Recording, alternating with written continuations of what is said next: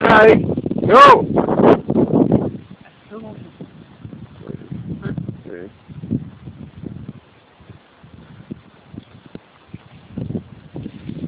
Pero ahora mismo se va,